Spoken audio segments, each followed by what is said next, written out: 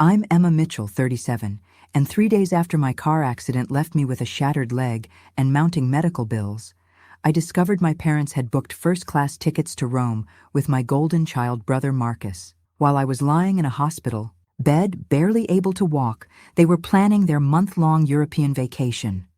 The text from my mother was brutal. "Emma, you're an adult. Handle it yourself. Marcus deserves this trip after his promotion." What they didn't know was that I'd been secretly building a multi-million-dollar digital marketing empire from my tiny apartment. As they sipped champagne at 30,000 feet, I was about to show them exactly what handling it myself really meant. Like and subscribe if you've ever been the forgotten child who proved everyone wrong. Growing up as the middle child in the Chen family meant living in Marcus's shadow from day one. Our annual Christmas photo sitting on my nightstand told the whole story. Marcus positioned front and center with his perfect smile, Mom and Dad's hands proudly on his shoulders while I'm barely visible in the background, forced into the corner like an afterthought. That photo captured 28 years of my life perfectly. Marcus, 3 years older, had always been the golden child. When he graduated college with a C average in business administration, Dad threw him a celebration dinner at the most expensive restaurant in town. When I graduated summa cum laude with a degree in digital marketing and computer science, Mom made hamburgers at home and spent the entire evening talking about Marcus's new girlfriend. The pattern never changed. Marcus landed a mediocre job at a mid-level marketing firm, and suddenly he was a business genius, according to our parents. I started freelancing while working part-time at a coffee shop, and I was wasting my potential and lacking direction. When Marcus got his first apartment, a cramped studio he could barely afford, Dad helped him move and bought him a month's worth of groceries. When I saved up for my own place, I got a lecture about fiscal responsibility and was told I should have asked for advice first. But here's what my family never knew. While they were praising Marcus for his mundane accomplishments, I was quietly building something extraordinary. Every late night they assumed I was playing on my computer. I was actually developing websites, creating marketing campaigns, and building a client base. Every time they rolled their eyes at my little computer projects, I was adding another 5-figure contract to my portfolio. The irony wasn't lost on me. Marcus needed their constant validation and support because he couldn't stand on his own. I had learned early that the only person I could rely on was myself. That independence they criticized, it was about to become my greatest strength. While Marcus was learning to depend on others for his success, I was creating my own. The morning of March 15th started like any other Tuesday. I was driving to a client meeting downtown, reviewing my presentation notes at red lights, when everything changed in an instant. A drunk driver ran a red light and slammed into my Honda Civic at 50 miles per hour. The impact was so severe that my car spun 3 times before crashing into a lamppost. I remember the sound more than anything else, the horrific screech of metal against metal, the explosion of glass, and then an eerie silence broken only by the hiss of steam from my destroyed engine. My left leg was trapped under the crumpled dashboard, and every attempt to move sent lightning bolts of pain through my entire body. The paramedics had to use the jaws of life to extract me from the wreckage. As they loaded me into the ambulance, I could see the other driver being arrested. He was so intoxicated he could barely stand. The police report would later show his blood alcohol level was 3 times the legal limit, making this his 3rd DUI offense. At the hospital, the orthopedic surgeon explained that my femur was shattered in multiple places, requiring immediate surgery with metal plates and screws. The recovery would take months, with extensive physical therapy needed to regain full mobility. The medical bills were already mounting. Emergency surgery, a week-long hospital stay, and ongoing rehabilitation costs. But the physical pain was nothing compared to my family's reaction. Instead of rushing to my side, their first response was typical. "What were you doing in that part of town anyway?" Mom asked when she finally arrived, 6 hours after the accident. "You should have been more careful," Dad added, as if I had somehow caused a drunk driver to demolish my car. Marcus didn't even visit until the 3rd day, and when he did, he spent most of the time complaining about how the hospital parking was expensive and how this was really inconvenient timing for him. "I've got that big presentation next week," he said, scrolling through his phone while I lay there with my leg elevated in traction. The worst part wasn't their lack of empathy. I'd grown accustomed to that over the years. It was their immediate assumption that this was somehow my fault, that I had brought this tragedy upon myself through poor judgment or carelessness. The police report clearly stated I was stopped at a red light when the drunk driver hit me, but somehow that detail seemed irrelevant to my family's narrative. The betrayal came on a Thursday morning, exactly 1 week after my accident. I was struggling to get dressed for my first physical therapy appointment when my phone buzzed with a text from Mom. What I read made my blood run cold. "Emma, your father and I have decided to take Marcus on that European trip we've been planning. He got his promotion at work and deserves a celebration. You're 28 years old and perfectly capable of handling your recovery on your own. We'll be gone for a month. Handle it yourself." I stared at the message in disbelief, reading it 3 times before the reality sank in. They were abandoning me during the most vulnerable time of my life to celebrate Marcus's mediocre achievement. I immediately called Mom, hoping there had been some misunderstanding. "Mom, you can't be serious about leaving right now. I can barely walk, and the medical bills are—" "Emma, stop being so dramatic," she interrupted. "You have insurance, don't you? Marcus has worked so hard for this promotion, and we already booked the flights. First-class tickets to Rome aren't refundable." "First class?" I whispered, the words hitting me like another collision. They were spending thousands on luxury travel while I was drowning in medical debt. "Yes, Marcus deserves the best. He's always been our successful child. You need to learn independence anyway. This will be good for you." The call ended abruptly, leaving me sitting on my bed, staring at my swollen, bruised leg in its medical brace. The physical pain was excruciating, but the emotional abandonment cut deeper than any fracture. Later that day, while checking my email for work correspondence, I accidentally saw Dad's inbox was still logged in on the shared family computer. There it was, the hotel reservation confirmation for the Hotel de Russie in Rome. 5 stars, $800 per night, for 31 days. They were spending nearly $25,000 on this vacation, not including flights, meals, and shopping. I did the math quickly in my head. That single vacation cost more than half of my total medical expenses, which insurance wasn't fully covering. The irony was devastating. They claimed they couldn't help with my bills, but had no problem dropping a fortune on Marcus's celebration. The worst part was Marcus's reaction when I confronted him. "Emma, you've always been jealous of my success," he said smugly. "This promotion puts me in the top tier at my company. Mom and Dad want to show their pride. Maybe if you had a real career instead of playing around on computers, they'd want to celebrate you too." That night, lying alone in my apartment, with my leg throbbed with pain, I made a decision that would change everything. I was done being the forgotten daughter, done being dismissed and undervalued. They wanted me to handle it myself? Perfect. I would show them exactly what I was capable of handling. What my family didn't know could fill a book, but the biggest secret was sitting right there in my laptop, Chen Digital Solutions, my thriving digital marketing empire that had quietly grown into a multi-million-dollar business. It started 4 years ago with a simple freelance project. A local restaurant owner needed help with their social media presence and was willing to pay $500 for a month of content creation. That small contract taught me something crucial. Businesses were desperate for digital marketing expertise, and most had no idea what they actually needed. Within 6 months, I had expanded from social media management to full-scale digital marketing campaigns.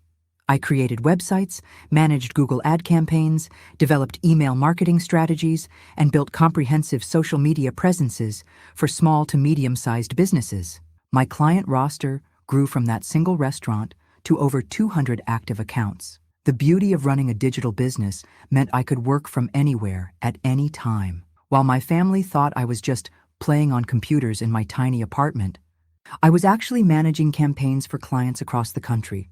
My home office, which they mockingly called my computer corner, was the nerve center of an operation generating over $200,000 in monthly revenue. Last quarter alone, Chen Digital Solutions brought in $2.3 million. My profit margins were exceptional because I had learned to systematize and automate most processes. I employed a team of 12 remote contractors, graphic designers, content writers, social media specialists, and web developers, all working under my direction, to serve our growing client base. The business had grown so successful that I was turning away new clients monthly. My waiting list had over 150 companies wanting to work with us, and my smallest monthly retainer was $3,000. My largest client, a regional restaurant chain, paid us $45,000 monthly for comprehensive digital marketing services, but I had kept everything hidden behind carefully constructed walls of privacy. My business was registered under Chen Digital Solutions LLC, with my apartment listed as the corporate address. My bank accounts were separate, my tax filings handled by a private accountant, and my success carefully concealed from my family's judgment. Why hide it? Because I knew exactly what would happen if they found out. Suddenly, every family gathering would become a pitch meeting. Marcus would expect me to hire him or invest in his mediocre ideas. My parents would see dollar signs and start making demands.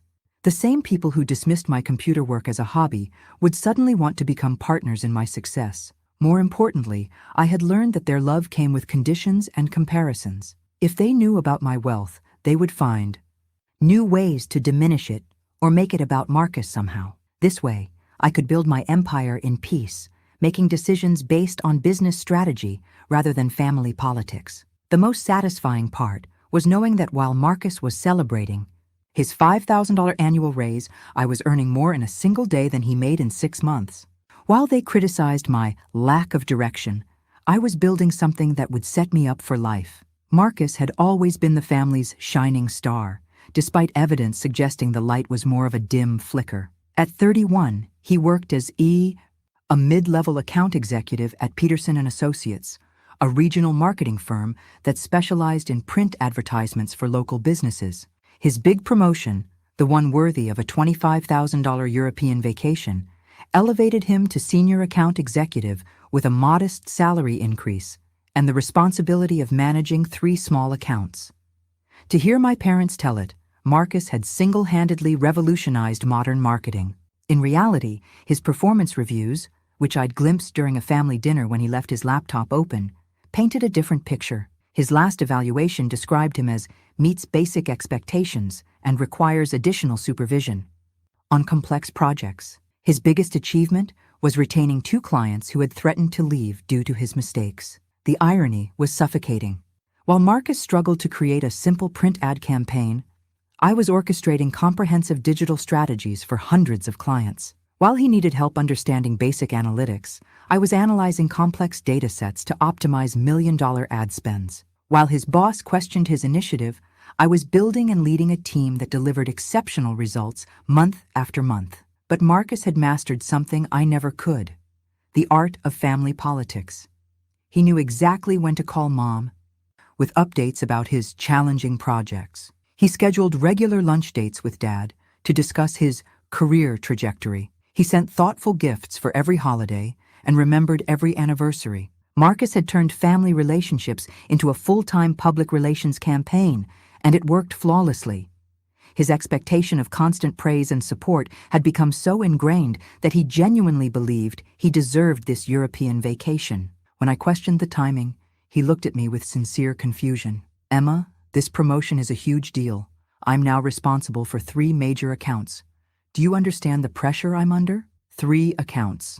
I managed over 200 active clients. But somehow, his 3 accounts represented unbearable pressure worthy of international celebration. The most frustrating part was his complete inability to recognize his privilege. Marcus had never questioned why job opportunities seemed to appear for him, why his mistakes were forgiven while mine were cataloged, or why his mediocre achievements were celebrated while my genuine successes were ignored.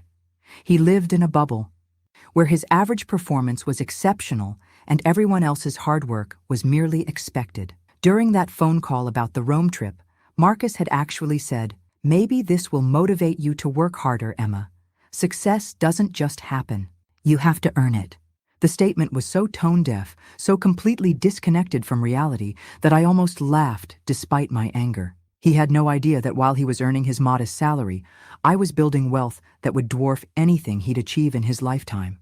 While he celebrated small victories, I was creating something extraordinary. The golden child was about to discover that sometimes the forgotten sibling shines the brightest. The medical bills started arriving like a paper avalanche. Each envelope brought another reminder of my family's abandonment and my mounting financial burden.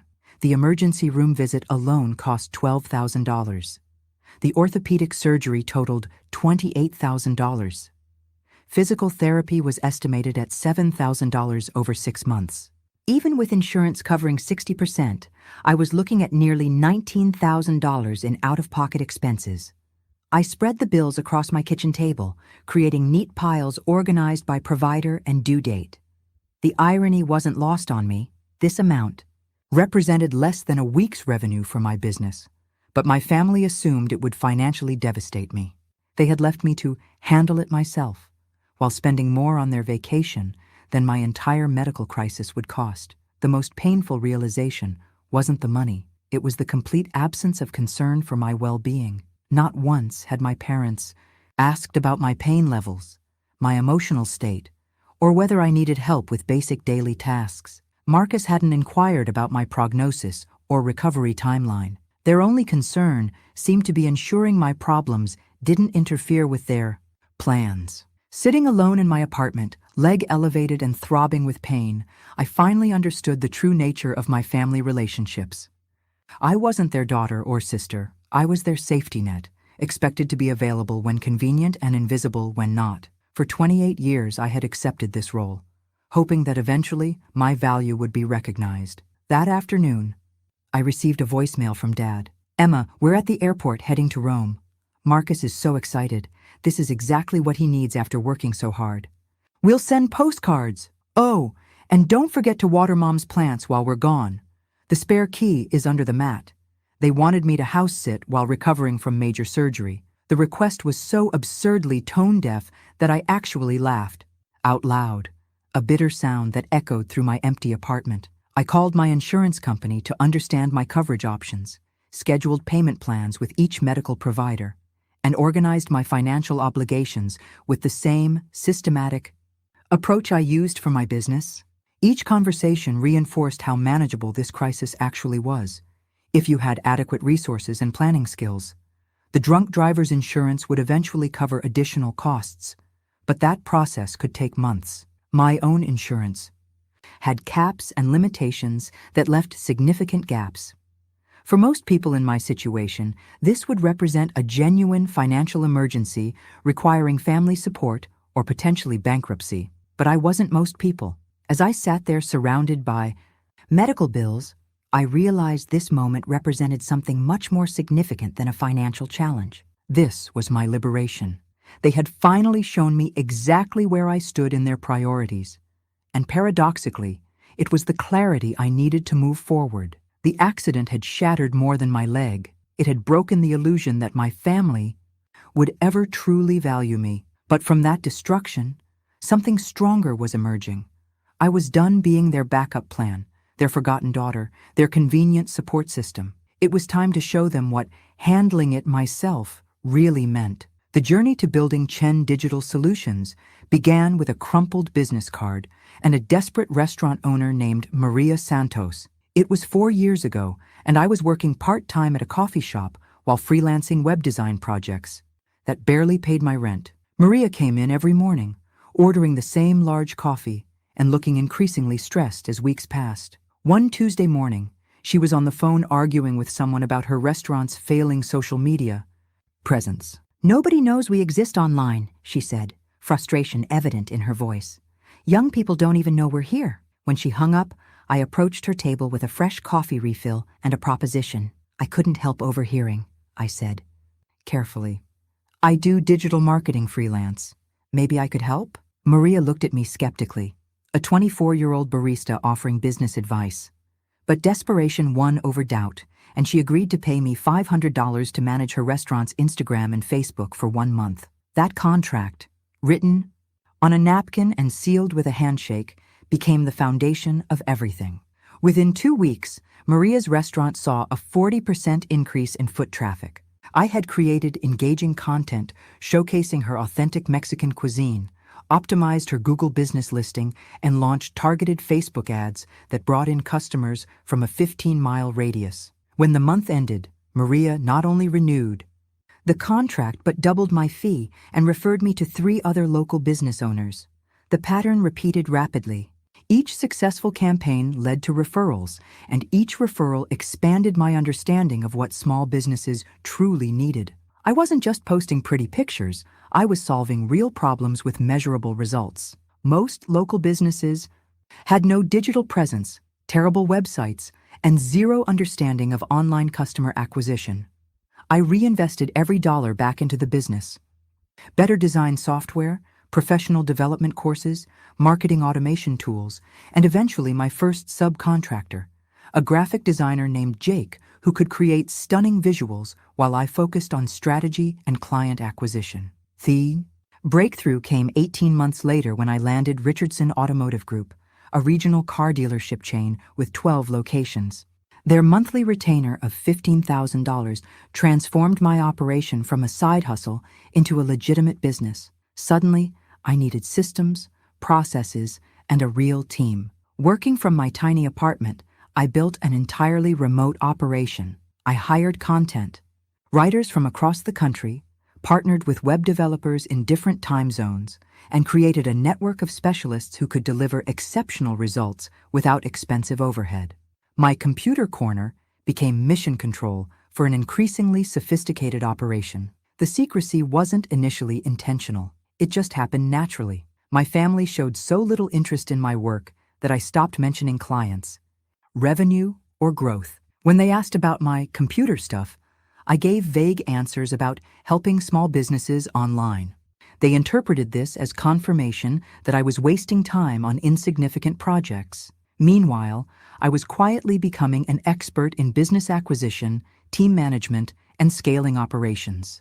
Every challenge taught me something valuable about entrepreneurship, and every success built my confidence to tackle bigger opportunities. I wasn't just earning money, I was building skills that would serve me for life. By year 3, Chen Digital Solutions had grown beyond my wildest expectations. We were serving clients in 8 states, had developed proprietary software tools for campaign management, and were generating 7-figure annual revenue. My apartment was no longer adequate, but moving to a proper office would have raised questions I wasn't ready to answer. The real satisfaction came from the impact we created for clients. Small businesses that had struggled for years were suddenly thriving. Restaurant owners could retire their debt, retail shops expanded to new locations, and service companies hired additional employees to handle increased demand. We weren't just moving numbers on a screen, we were changing lives. By my 3rd year in business, the cramped apartment had become more than inadequate. It was holding back my growth. Client video calls from my tiny living room looked unprofessional, and storing sensitive business documents in my bedroom closet was becoming a security risk. But moving to a proper office space would have triggered questions from my family that I wasn't prepared to answer. The solution came through my accountant, Linda Martinez, who specialized in privacy planning for entrepreneurs. "Emma, have you considered purchasing property through an LLC?" she asked during one of our quarterly meetings. "It provides asset protection and privacy benefits that might serve your situation well." Within 6 months, Emerald Holdings LLC had purchased a stunning 2,500 square foot penthouse apartment in the city's premier downtown district. The property cost $850,000, which I paid in cash to avoid mortgage complications and ensure complete privacy. To anyone checking public records, the owner was a faceless business entity with no obvious connection to Emma Chen. The penthouse became my sanctuary and secret headquarters. Floor-to-ceiling windows offered panoramic city views, while a dedicated office space housed my expanding technology needs. I installed commercial-grade internet, professional lighting for video conferences, and a secure filing system for client documents. The transformation from coffee shop worker to penthouse owner felt surreal, but every detail was earned through years of relentless focus and strategic growth. My furniture choices reflected both comfort and functionality. A massive sectional sofa faced the windows where I could think through complex client challenges while watching the sunset. The dining table doubled as a conference space for the rare occasions when team members visited the city. Everything was carefully selected to project success while maintaining the privacy that had become essential to my peace of mind. Financial independence brought unexpected emotional freedom. For the first time in my adult life, I made decisions based on my own priorities rather than family expectations or financial constraints. I could invest in my business without seeking approval, take calculated risks without justifying them to anyone, and plan for the future according to my own timeline. The contrast with my family's assumptions became increasingly stark. While they worried about my ability to handle basic medical bills, I was managing a business with over $3 million in annual revenue. While they questioned my career direction, I was planning expansion into 3 new markets.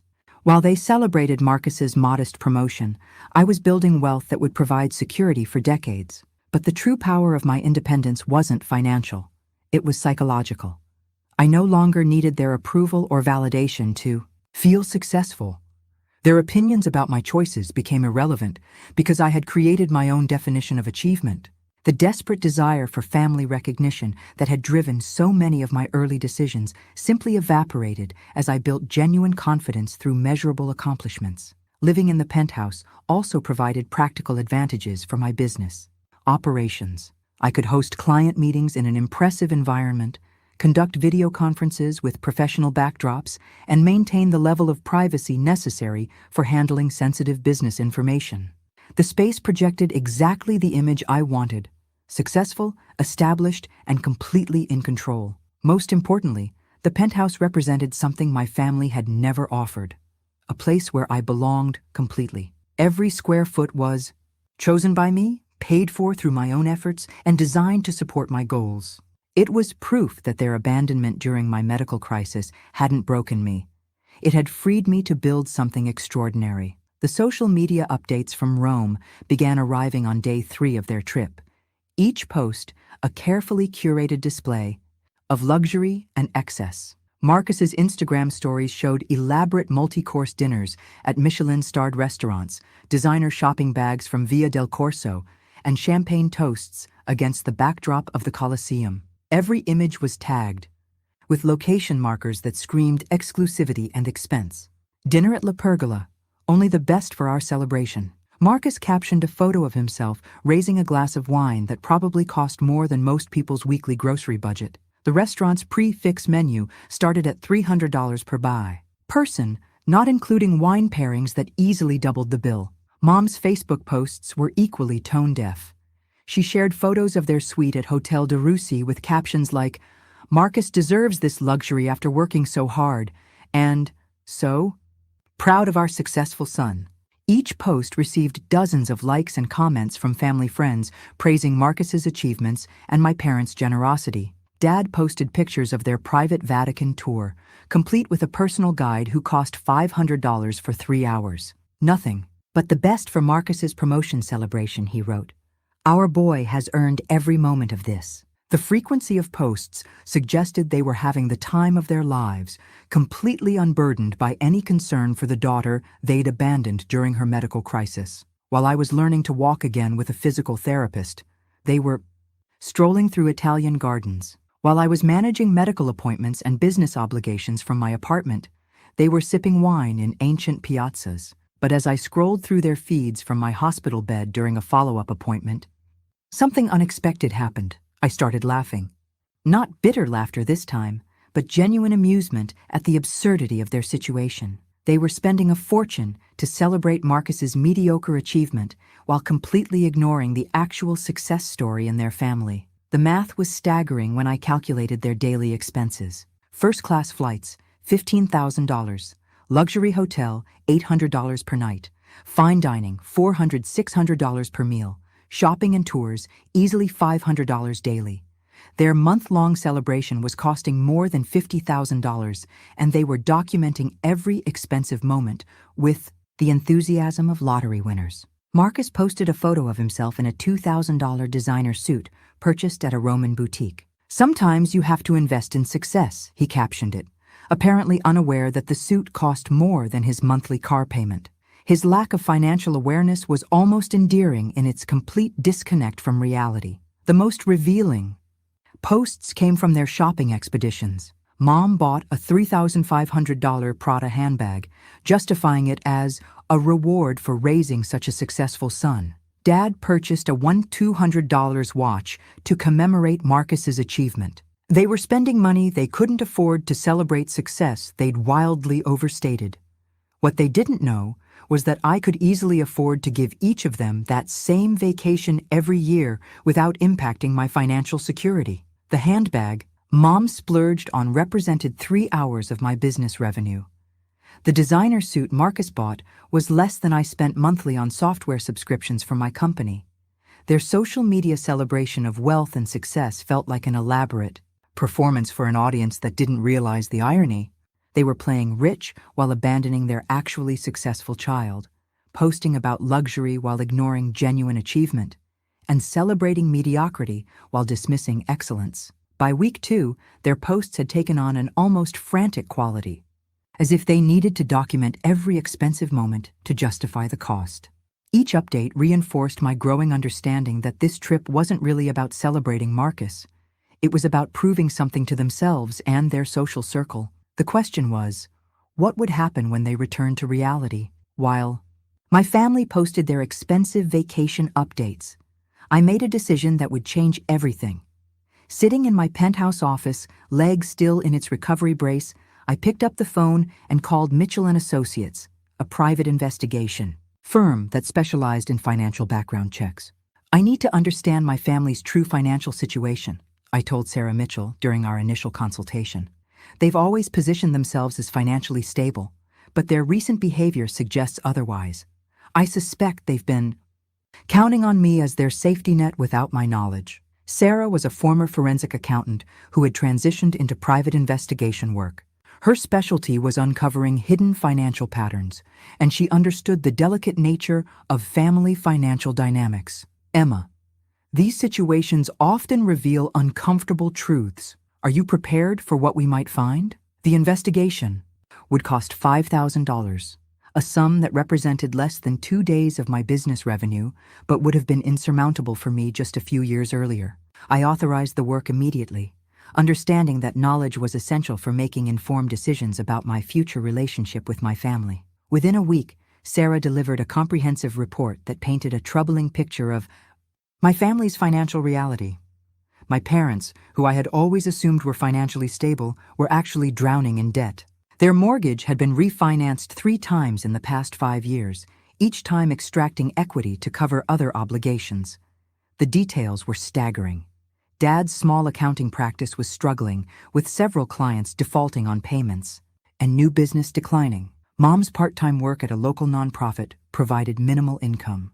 Together, they were earning about $65,000 annually, while maintaining a lifestyle that required at least $90,000. The gap was being filled through credit cards, home equity loans, and increasingly desperate financial maneuvers. Marcus's financial picture was equally concerning. Despite his recent promotion, he was earning $58,000 annually, decent for his experience level, but insufficient for his spending habits. He carried $23,000 in credit card debt, had defaulted on 2 car loans, and was behind on his rent. His social media lifestyle was funded entirely through debt and family subsidies. The most shocking revelation involved their long-term financial planning. Sarah had discovered multiple conversations with financial advisors where my parents discussed their retirement strategy. Their plan apparently relied heavily on my assumed future success and willingness to support them financially. Documents showed they had calculated potential support levels based on what they thought my computer work might eventually earn. They've essentially been counting on you as their retirement plan, Sarah explained during our follow-up meeting. The assumption seems to be that as their daughter, you'll naturally support them when they can no longer work. It's a surprisingly common dynamic in families where financial boundaries aren't clearly established. The Rome vacation represented the culmination of years of poor financial decisions. They had borrowed $35,000 against their home's equity to fund the trip, justifying it as a once-in-a-lifetime opportunity to celebrate Marcus's success. The debt would take them 7 years to repay at current income levels, assuming no other financial emergencies. But the most disturbing pattern Sarah uncovered was their history of financial crisis management. Over the past 3 years, they had called me for help with various expenses: Mom's car repairs, Dad's business equipment, Marcus's apartment deposit, always framing these as small, temporary loans. I had given them nearly $8,000 without realizing it was part of a larger pattern of financial dependency. "Emma, they've been grooming you as their financial backup for years," Sarah said bluntly. "Each small request was testing your willingness to help and establishing a precedent for larger future requests. It's a classic pattern in financially dysfunctional families." The investigation revealed that my family's assumptions about my financial limitations were completely wrong, but their expectations of my future obligations were very real. They had built their financial planning around my anticipated support without ever asking if I was willing or able to provide it. Armed with this knowledge, I finally understood the true dynamics of our relationships. I wasn't their daughter. I was their exit strategy. The abandonment during my medical crisis wasn't just callous, it was strategic. They needed to establish that I could handle things myself, so they could justify not providing support while still expecting it in return. The second phase of Sarah's investigation revealed secrets that fundamentally changed my understanding of my family's history. What I had always interpreted as favoritism toward Marcus was actually something far more calculated and disturbing. "Emma, we need to discuss some financial documents I found from the past decade," Sarah said during our second meeting. She spread a series of loan applications, bank statements, and legal documents across the conference table. "Your family's financial problems didn't start recently. They've been building for years, and Marcus has been at the center of most of them." The documents told a story I had never suspected. Marcus's college education, which my parents always described as a wise investment in his future, had actually cost them nearly $120,000, far more than the tuition at his state university. The additional expenses included luxury dormitory accommodations, expensive meal plans, a new car, and most shockingly, money to cover gambling debts he had accumulated during his sophomore year. Marcus lost $15,000 playing online poker during his second year of college, Sarah explained, pointing to bank transfers and withdrawal records. "Your parents took out a second mortgage on their home to cover the debt and prevent him from being expelled." That revelation hit me like a physical blow. While I had worked 3 jobs to pay for my own education and graduated debt-free through careful planning and scholarships, Marcus had been gambling away money my parents borrowed against their home. The business genius they celebrated had nearly destroyed his college career through poor judgment and reckless behavior. The pattern continued after graduation. Marcus's first apartment required a $3,000 security deposit that he couldn't provide. Due to poor credit from his college gambling problems, my parents borrowed the money through a personal loan. His first car after college was financed through their credit because his own financial history disqualified him from decent rates. Every milestone in Marcus's adult life had been subsidized. Through my parents' increasing financial desperation, his wardrobe, his social activities, even his dates were funded through their sacrifice. What I had interpreted as favoritism was actually enabling behavior that had created a cycle of financial dependency. "Your brother has never actually supported himself financially," Sarah continued. "Based on these records, your parents have provided direct or indirect financial support for every major expense in his adult life. His apparent success is entirely artificial." The investigation also revealed the true scope of their financial expectations regarding me. In a folder labeled Emma Future Planning, Sarah found documents that made my blood run cold. My parents had created detailed projections of my potential earnings based on their assumptions about my career trajectory. They had calculated how much I might be able to contribute to their retirement, Marcus's future expenses, and family financial emergencies. Most disturbing was a handwritten note in Mom's filing cabinet. "Emma's computer work should eventually pay enough to help with Marcus's business ideas and our retirement. She's always been the responsible one, so she'll understand family obligations." They had literally planned their financial future around my anticipated guilt and sense of duty. The Rome vacation represented more than just poor financial judgment. It was a desperate attempt to maintain appearances while their financial house collapsed. They had borrowed against their home's equity not just for the trip, but to cover 3 months of accumulated bills, Marcus's latest credit card debt, and Dad's business equipment lease. "Emma, they're essentially bankrupt," Sarah said plainly. "Without significant changes, they'll lose their home within 18 months. The Rome vacation accelerated their timeline, but the underlying problems have been building for years." The most painful discovery was a series of emails between my parents discussing my future role in their financial recovery. They had debated when and how to approach me for regular monthly support, with amounts ranging from $2,000 to $5,000 monthly, depending on what they assumed I could afford. "They've been planning to make you financially responsible for the entire family," Sarah explained. "Marcus is gambling, their poor decisions, the house payments, everything. They see you as the solution to problems they created through years of enabling and poor planning." Understanding the full scope of their deception changed everything. I wasn't dealing with a family that had made some poor choices. I was dealing with people who had systematically planned to exploit my sense of obligation to cover their financial mistakes. The abandonment during my medical crisis wasn't just callous. It was strategic preparation for making me feel guilty enough to accept responsibility for their problems. Armed with the devastating truth about my family's financial situation and their plans for my future, I knew I needed professional guidance to navigate what was coming. The next morning, I scheduled consultations with 2 specialists, Rebecca Torres, an estate planning attorney who specialized in asset protection, and David Kim, a financial advisor who worked with high-net-worth individuals dealing with family financial manipulation. "Emma, based on what you've described, you're in a classic situation," Rebecca explained during our first meeting at her downtown office. "Successful individuals often become targets for family members who view their wealth as a solution to personal financial problems.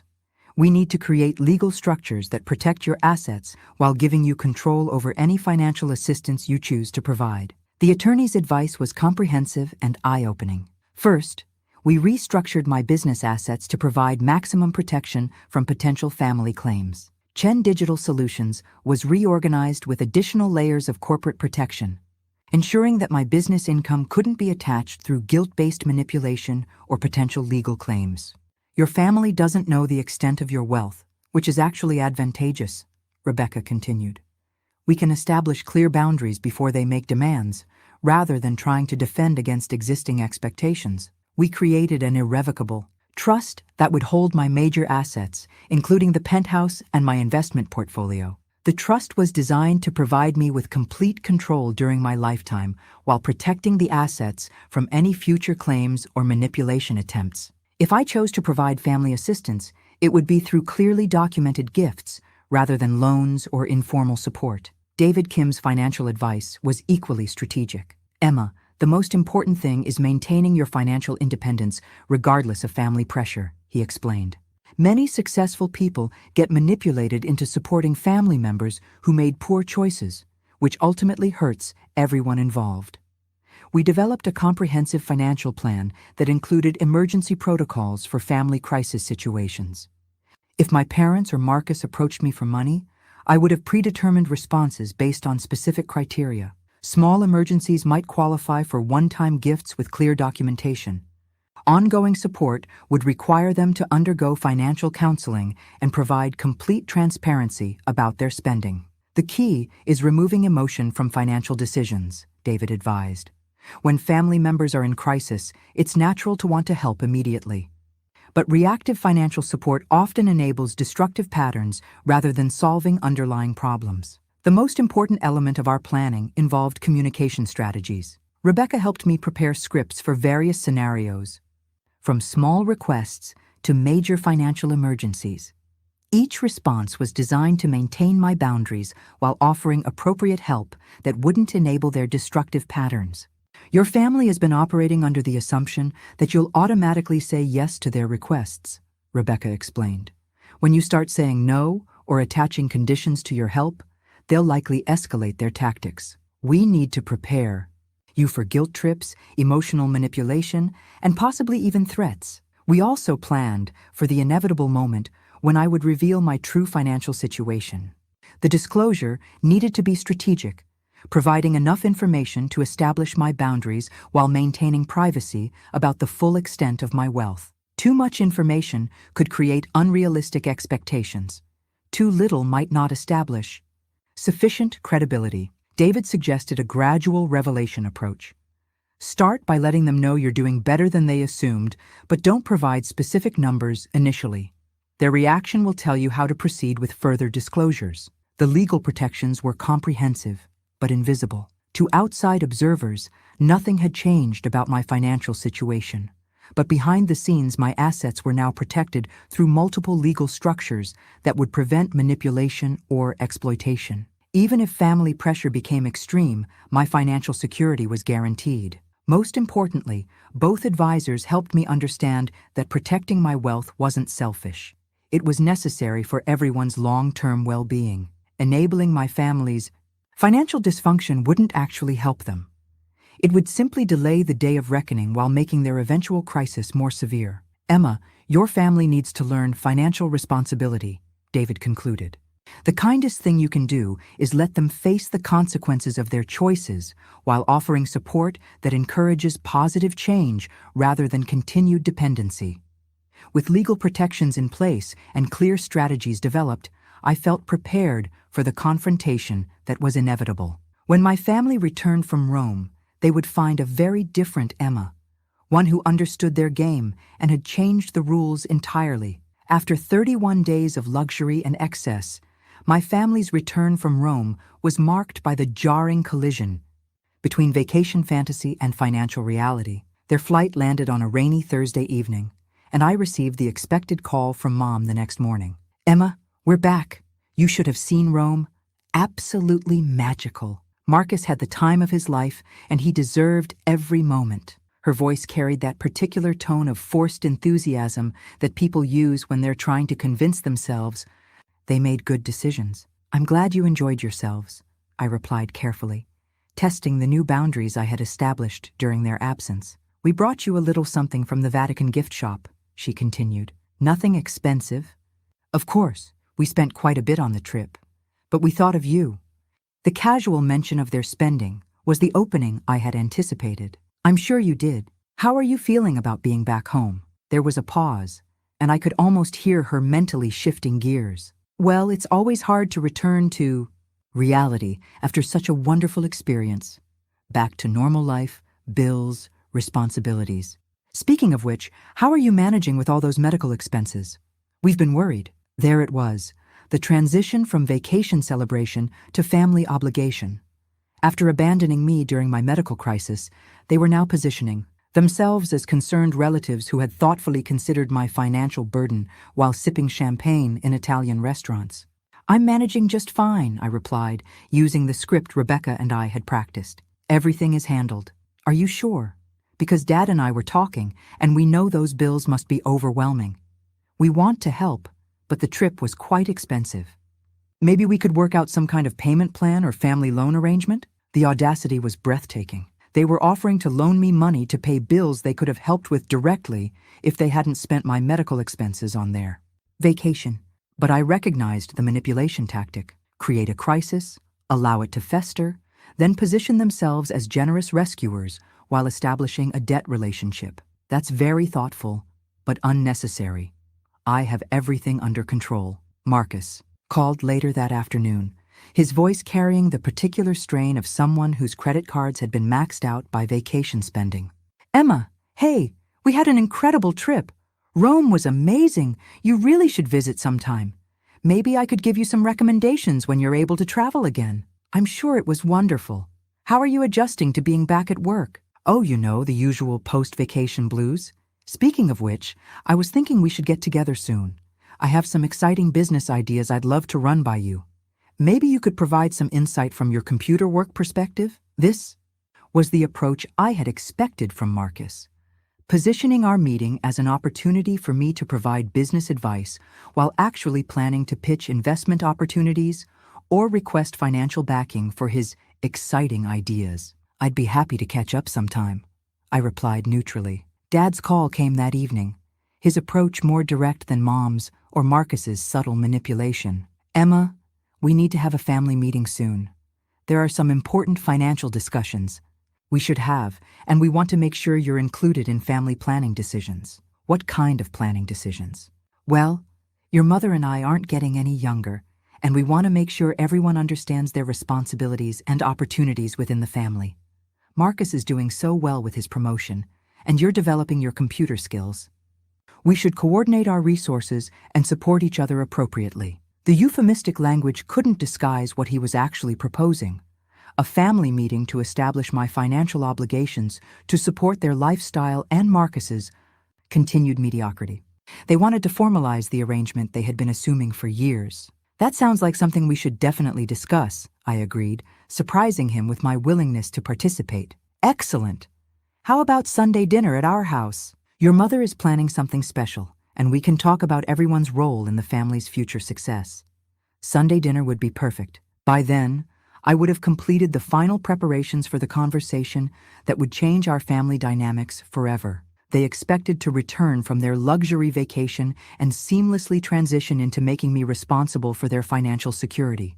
Instead, they were about to discover that their assumptions about my resources, my obligations, and my willingness to enable their dysfunction were completely wrong. The most satisfying part was their confidence. They had no idea that their month of excess had been thoroughly documented, their financial situation completely investigated, and their manipulation tactics carefully analyzed by professionals.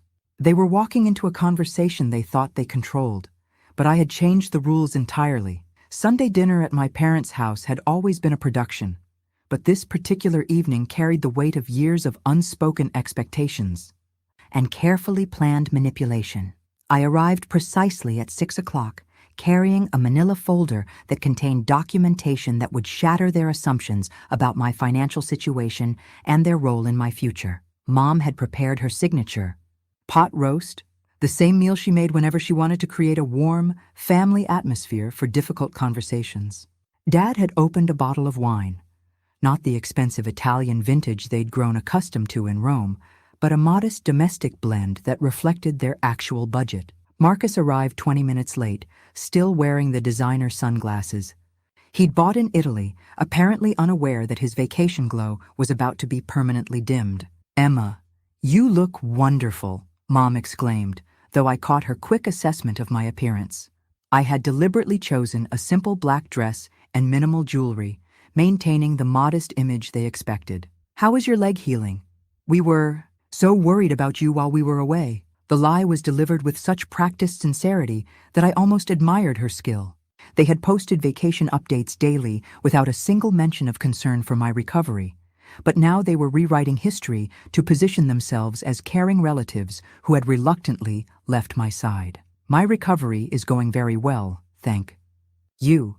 The physical therapy has been excellent, and all the medical bills are completely handled." I emphasized the last phrase, watching their expressions carefully. Dad carved the roast while making small talk about their Rome experience, but I could sense his eagerness to transition to the evening's real agenda. Marcus regaled us with stories about Italian restaurants and designer shopping, apparently oblivious to the growing tension around the table. Finally, as Mom served dessert, Dad cleared his throat and adopted the serious tone he used for important family announcements. "Emma, we asked you here tonight because we want to discuss some family planning matters. Your mother and I have been thinking about the future, and we believe it's time to have an honest conversation about everyone's roles and responsibilities." "I think that's an excellent idea," I replied, placing my hand on the manila folder beside my plate. "Good. Now we know you've been struggling with those medical bills, and we want you to know that family supports each other. We've been discussing ways that we can all contribute to each other's success and security." Marcus nodded sagely, playing his rehearsed role in their financial intervention. "Exactly. We're all adults now, and successful adults help their families. My promotion has put me in a position to contribute more to family financial planning." The cue setup was perfect, exactly as I had anticipated. They were positioning themselves as generous family members willing to help with my assumed financial crisis, while simultaneously establishing the precedent for ongoing mutual support, which would inevitably flow primarily in their direction. "That's very thoughtful," I said, opening the manila folder. Since we're discussing family financial planning, I think it's important that everyone has accurate information about our actual situations. I placed the first document on the table, Chen Digital Solutions' most recent quarterly revenue report, showing $2.3 million in income over the past 3 months. The silence that followed was deafening. Dad stared at the document, his wine glass frozen halfway to his lips. Mom's face went through a series of expressions: confusion, disbelief, and finally, a dawning understanding that their assumptions had been catastrophically wrong. Marcus actually laughed, apparently thinking this was some kind of joke. "Emma, what is this?" Mom asked, her voice barely above a whisper. "This is my business, Mom. Chen Digital Solutions. We provide digital marketing services to over 200 active clients across 8 states. Last year, we generated $8.2 million in revenue." I placed the second document on the table, the property deed for my penthouse, purchased through Emerald Holdings LLC for $850,000 in cash. Then came my investment portfolio summary, showing assets totaling $3.2 million. Finally, I added my personal bank statements, revealing liquid assets that exceeded their annual household income by a factor of 10. "This is impossible," Marcus stammered, no longer laughing. "You work on computers in your apartment. You're a coffee shop worker who does websites." "I haven't worked at the coffee shop in over 3 years, Marcus. I've been running a multimillion-dollar business while you've been celebrating promotions and taking luxury vacations funded by borrowed money." The power dynamic in the room shifted so dramatically that I could almost feel the air change. Suddenly, their confident assumptions about my financial vulnerability and their generous willingness to help looked absurd against the reality of my actual situation. "Emma," Dad said slowly, "why didn't you tell us about this success?" "Because you never asked. In 4 years of building this business, not once did any of you show genuine interest in my work or my achievements. You dismissed my efforts as computer play and focused all your attention on Marcus's mediocre accomplishments. The confrontation I had prepared for my entire adult life was finally happening, and it felt exactly as liberating as I had imagined it would." The silence stretched for nearly a full minute before Mom found her voice. "Emma, this is wonderful news. We had no idea you were so successful. We're incredibly proud of you." The sudden shift from dismissive concern to enthusiastic pride would have been comical if it weren't so predictable. I had anticipated this exact response, the immediate attempt to reframe years of neglect as somehow supportive, to position themselves as having always believed in my potential. "Are you proud, Mom? Because 3 weeks ago, when I was lying in a hospital bed with a shattered leg, you told me to handle it myself while you jetted off to Rome to celebrate Marcus's $5,000 raise. That didn't feel very supportive." Dad set down his wine glass and leaned forward, his expression shifting into damage control mode. "Emma, you have to understand, we had no idea about your financial success. If we had known, of course we would have handled things differently. We thought you needed to learn independence." "Learn independence?" I pulled out another document from my folder, the private investigator's report on their financial situation. "Dad, you borrowed $35,000 against your house to fund that Rome vacation. Mom, you have $18,000 in credit card debt. Marcus, you're 3 months behind on rent and your credit score is 487. Yet somehow, I needed to learn financial independence?" Marcus's face went white. "How do you know about my credit score?" "Because unlike our parents, I don't make financial decisions based on assumptions and wishful thinking. When family members abandon me during a medical crisis to celebrate spending money they don't have, I investigate." I spread Sarah's complete report across the dinner table. Bank statements, loan documents, credit reports, and the devastating projection showing their path to bankruptcy within 18 months. "Did you know that you've been planning my financial future without my consent?" I found the folder labeled Emma Future Planning, where you calculated how much money I should contribute to your retirement and Marcus's business ventures. The evidence was overwhelming and undeniable. Every financial secret, every manipulative assumption, every plan to exploit my anticipated guilt was laid bare on their dining room table. The family meeting they had planned to establish my obligations had become an intervention on their financial dysfunction. "This is private information," Mom protested, her voice rising with desperation. "You had no right to investigate our personal finances. I had every right to understand the motives of people who were planning to make me financially responsible for their poor decisions. Did you think I would just blindly agree to support you without understanding what I was agreeing to?" Dad tried a different approach, his voice taking on the reasonable tone he used with difficult clients. "Emma, families help each other. Yes, we've made some financial mistakes, but that's exactly why we need to work together. Your success means you can help us rebuild while we support you in return." "Support me how, Dad? By abandoning me during medical emergencies? By dismissing my achievements while celebrating Marcus's mediocrity?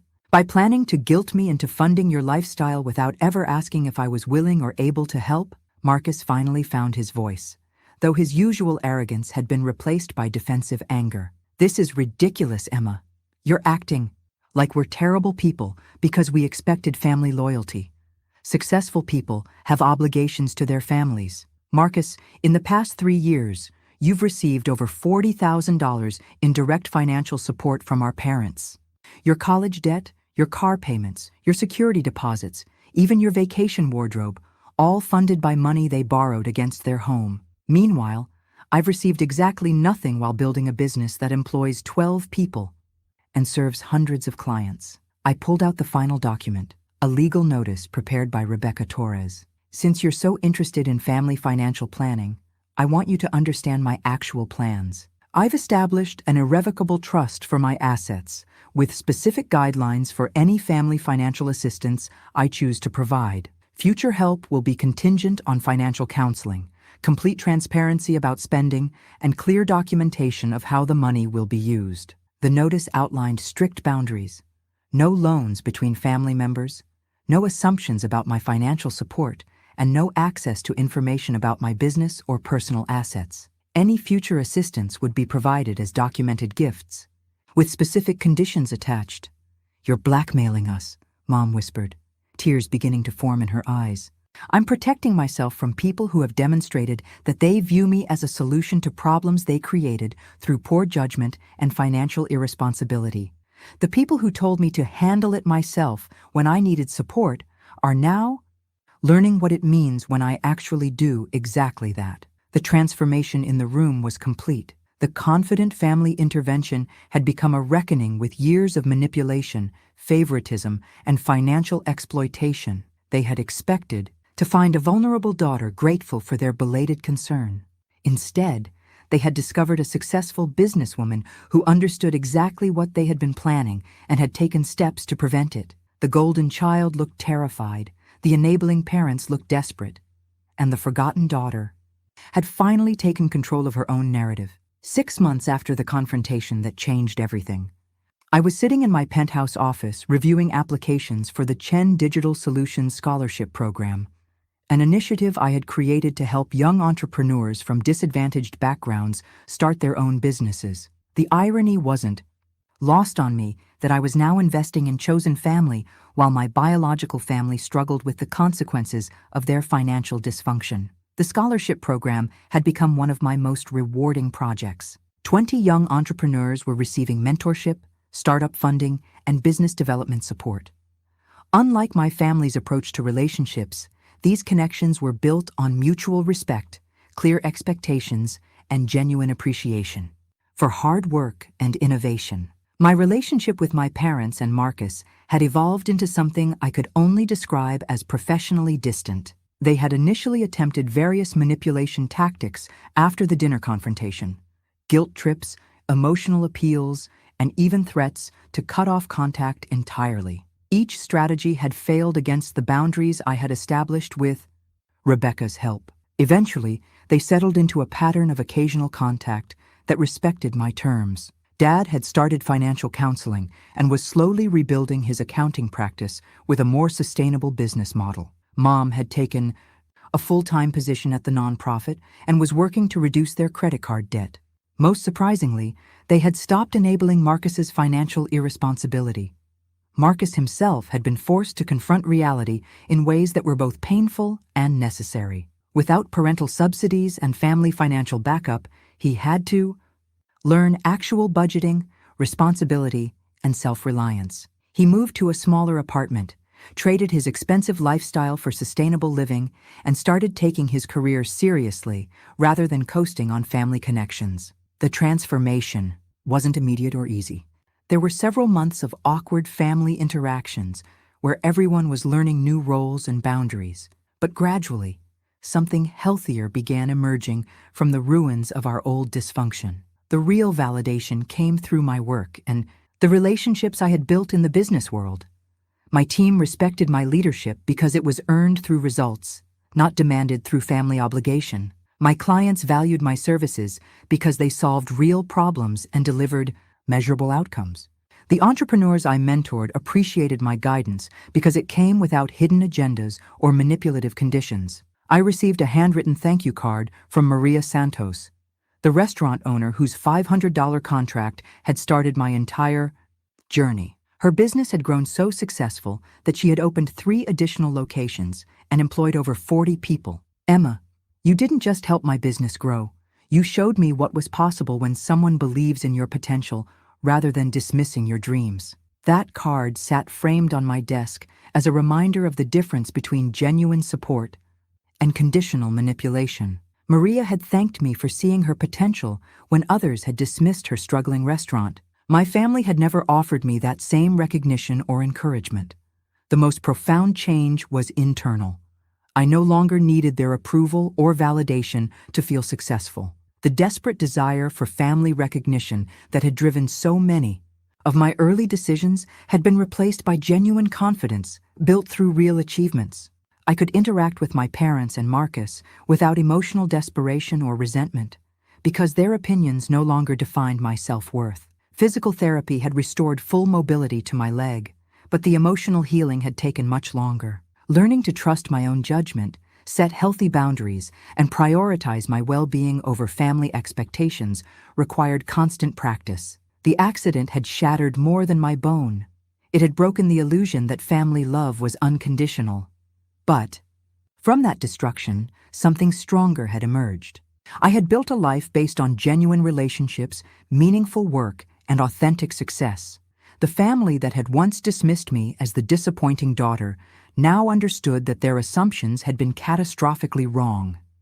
They had abandoned their greatest asset while celebrating their biggest liability. Looking out at the city skyline from my penthouse windows, I felt something I had never experienced during my childhood: complete peace with my choices and confidence in my future. The forgotten daughter had found her voice, established her worth, and created a life that reflected her true values rather than other people's expectations. 1 year after the confrontation that changed everything, I sat in my office holding Chen Digital Solutions' annual report. Our revenue had grown to $10.2 million, with a team of 18 full-time employees and over 300 active clients. But the numbers that mattered most weren't financial, they were personal. 12 young entrepreneurs had graduated from our scholarship program and launched successful businesses. 8 former team members had started their own agencies using skills and confidence they developed while working with us. Maria Santos had sent me an invitation to the grand opening of her 4th restaurant location,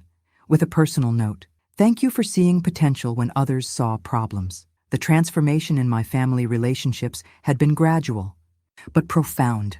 Dad called monthly with updates on his financial recovery progress, genuinely proud that he had eliminated their credit card debt and was rebuilding their retirement savings. Mom had been promoted to director at the nonprofit and spoke with enthusiasm about work that finally utilized her organizational skills. Most surprisingly, Marcus had evolved into someone I actually respected. The shock of losing his financial safety net had forced him to develop real professional skills and genuine work ethic. He had earned 2 legitimate promotions based on performance rather than connections, started contributing to his own retirement fund, and was slowly rebuilding his credit score through responsible financial management. Our family gatherings now happened quarterly rather than weekly, with clear boundaries about financial discussions and mutual respect for each other's independence. The desperate dynamics of obligation and resentment had been replaced by something that felt almost like genuine affection. But the most meaningful relationships in my life were no longer determined by biology. My chosen family included team members who had become close friends, clients who had become mentors, and scholarship recipients who had become my greatest source of pride. These connections were built on shared values, mutual support, and authentic appreciation. The scholarship program had expanded beyond my wildest expectations. We were now partnering with 3 universities to provide entrepreneurship education, had established a small business incubator in downtown, and were planning expansion to 2 additional cities. Young people who had been dismissed by others were building remarkable companies with our support and guidance. Yesterday, I received an email from a scholarship recipient named David Kim, no relation to my financial advisor, who had grown his graphic design freelance work into a 6-figure agency in just 8 months. Emma, you taught me that success isn't about proving anything to people who never believed in you.